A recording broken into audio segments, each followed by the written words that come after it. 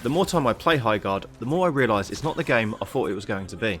On the surface, yeah, it looks like another multiplayer shooter, guns, abilities, teams, objectives and all that usual stuff, but once you're actually in the match, you'll start to notice it's more about decisions rather than reactions. You're not constantly sprinting around hoping to out-aim everyone. Most of the time you're asking yourself, is this actually a good idea? And honestly, a lot of the time, the answer is no.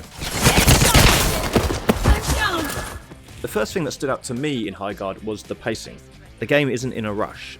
Yeah, there's moments of action, sure. It's not non-stop chaos from start to finish. The matches have a flow to them. There's a bit of downtime when you're setting up, moving into position, figuring out what the other team might do, and then when things do kick off, it can feel quite tense and you're not drowning in visual noise or explosions every second, you're actually aware of what's going on around you. I mean, yeah, that does sound pretty basic, but in a lot of shooters, that's actually quite rare. One thing that I did think was pretty cool is that every character has their own unique base. You vote on what base you're going to use at the start of the game, but each of these bases are tailored to a specific character. So that gives a little bit of variety when attacking a base, especially if you're on a map that you've played before. Just because the map is the same doesn't mean that the end goal is going to look the same. Pretty interesting feature that. A match usually consists of a few different phases. The first phase, you secure your base. You're going around and you're reinforcing your doors and any windows so that when the enemy do come, it takes a bit of time for them to break down your barriers. And then next we have the gear up phase. Not too exciting, but it's quite important. This is where you explore the area around you, find armor, find weapons, harvest Vespa to use at the shop, which can help improve your armor or get better weapons. It's quite an important phase because if you mess around, you're gonna find out. Shield breaker is forming at the mine. Then once you're geared up and ready, we come to the intercept stage, and this is where things start to get a little bit more serious. At this point, if you're playing as a team, it's where you really should try and stick together. This is the stage where both teams approach the shield breaker, and after a set period of time, it becomes available. Move it, team. Shield breaker's ready. This is where those weapons and armor really start to come into play. Now you have to use your wits, battle the opposition, outflank them, use your abilities, and grab the shield breaker. So what happens once you've got the shield breaker? This is where you move on to the next phase of the game. You attack the enemy base. With the shield breaker in your possession, you'll rush to the enemy base, trying to avoid enemies on the way, and then you use that shield breaker to break down, funny enough, their shield. Siege tower coming in. Once the shield is broken, you can infiltrate the base and start planting explosives to win the game. Each detonation gives you a set amount of points, and the first team to reach 0 points loses. That is the end game. Destroy the enemy base and protect yours.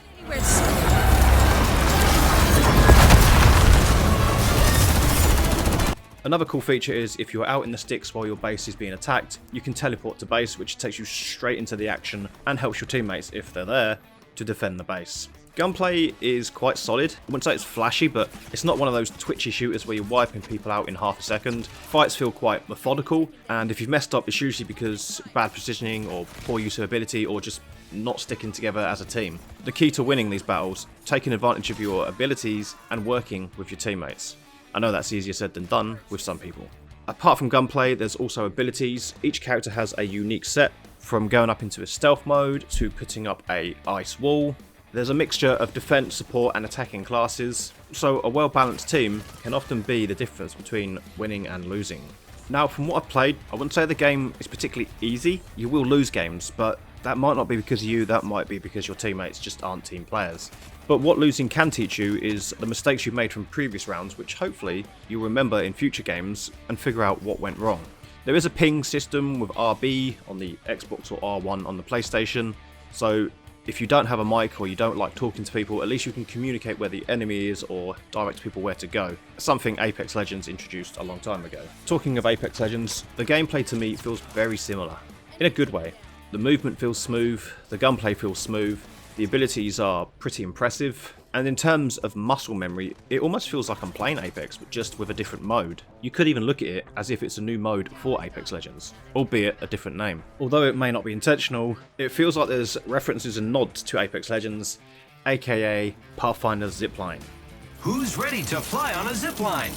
I am! But it does feel that the more you play this game, the better you're going to get and the better your understanding of the mechanics behind everything. At first, it does feel a little bit slow and unforgiving, but once you start to understand how the objectives flow, how abilities affect this space, and when not to take risks, it starts to click. You start playing a bit calmer, a little bit smarter, and you start to become a little bit more aggressive in your approach to winning the game.